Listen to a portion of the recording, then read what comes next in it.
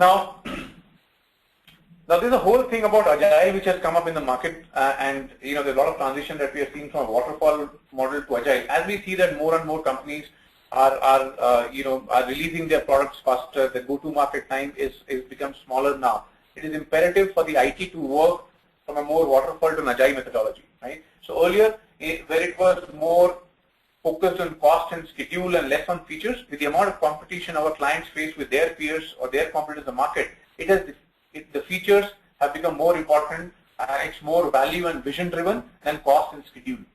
And some of the primary implications of the move is delivering the production more frequent. So go-to-market has become has taken the primary objective now.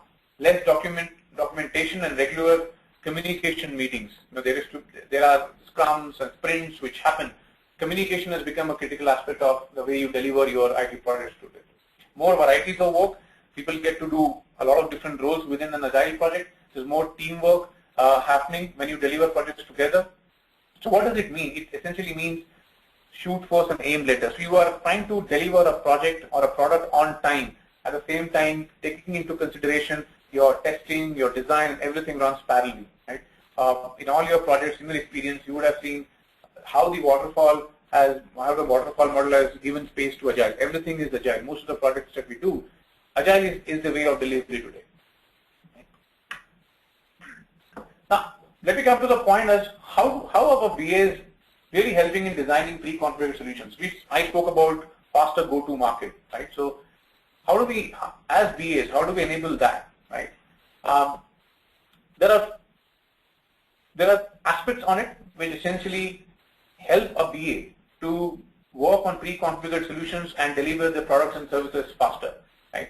Number one, which we feel extremely important for BAs, are the relevant industry experience, right? They should have an end-to-end vision of how a current industry works, be abreast of the future trends, the current trends, and that should help you create an end-to-end industry knowledge base. The other is requirement analysis with blueprinting. So while you're delivering your BA work, you should be able to create templates to reduce a lot of rework, process flows, business functional technical documents related to development. These are templates and tools and assets that you keep on building when you're delivering your work. Prototyping has become extremely important today because the business wants to understand the initial blueprint of the solution. And it is something that the business wants to see. They don't have the time to wait till the end of the cycle to see how the product would look like. So proof of concept is something which has become very critical today. Pre-configured template provisioning is made for customization, right? So customized add-on onto your solutions. Depends on your organizational need or enterprise analysis. There are demands that the product will change over a period of time, and the BA should be able to adapt faster to all those needs. Now, one of the most important part is data migration and implementation. So how to ensure that you merge legacy data to ensure continuity on the new solution? So create a business framework, maintain the continuity of the business framework. There's no drop in SLAs, there is no service level change. How do you ensure that the process is flawless? While as business analysts, we kill old processes and build new processes, it becomes important for us to kind of prevent all that data loss, right? So BAs today are designing a lot of pre-configured solutions, and that is something which helps deliver products faster and helps the enterprise in a very long scale.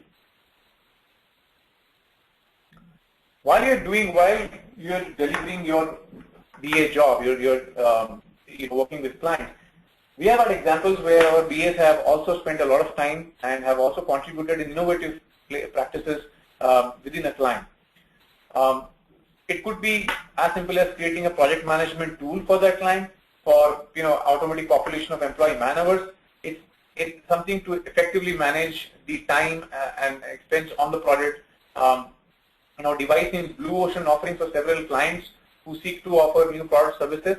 So, as I said, it's just not the IT BA who plays an important role. Today there are business BAs who work with the business stakeholders, with the strategy team, and actually give a lot of input in devising new products and solutions, and in fact create new markets for our clients. Right? Develop new smart tools about requirements gathering, get their hands on or different tools or different assets around requirements gathering, and performing market research for clients. We also have worked with a leading online gaming company to devise a social media platform with them. So social media listening, understanding of social media, how their customer experience is changing, all that stuff we have developed for clients, and it's on a new platform. Not only you can listen to what the customers or the client are talking about, but how does the client can actually use that platform to improve their customer experience. Also worked with a leading sports channel as part of our digital marketing strategy, conducted various market research. Now, if you look at all of these examples, there are different people who do it in different organizations and different levels. But from a BA perspective, all of this has become important from him or her is because the business or the IT expects the business analyst to also contribute from an innovation perspective. Now, coming to the point of value creation. So what's the value that we create as business analysts in a project or for our businesses or our clients, right? So if you look at the ROI formula for any business analyst, a simple ROI formula, what you do is essentially reduce the entire cost, reduce the rework, churn, create cost-effective solution, and increase the benefit, right? How do you increase your ROI? So either you benefit, you increase, or reduce the total cost, right? So it's value achieved through solution minus the cost of the solution. So how do you reduce the cost of the solution? You can do a lot of, check out in the earlier slide, templates, tools, assets, iterative model of talking to business and IT, becoming more agile. These are the ways where you can control cost. Increase benefits, be more strategic in the project, discover new needs. You can understand requirements much better from a business and functional perspective and not focus only on the IT delivery side of it. Effective change management, communicating risk effectively. Right? These are areas, before it goes to testing, you can understand from a BA perspective that whether the project or whether a particular feature will work or not work. So communicating your risk earlier in the cycle is something which is considered as an added benefit. Right? So key areas are new business needs or requirements that are discovered. You prioritize on the features and the functions that will be delivered first, and that creates more value. More effective implementation of new solutions by the business. So the business might give you 15 new features and functionality to be delivered. You as a business analyst would sit through that whole process of a joint requirement discussion with the client to ensure which solutions or which products bring more value faster to the market.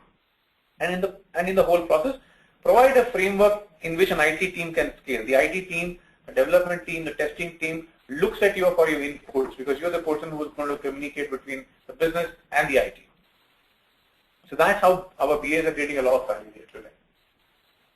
Some of the future trends from a BA world. Now, business analysts are not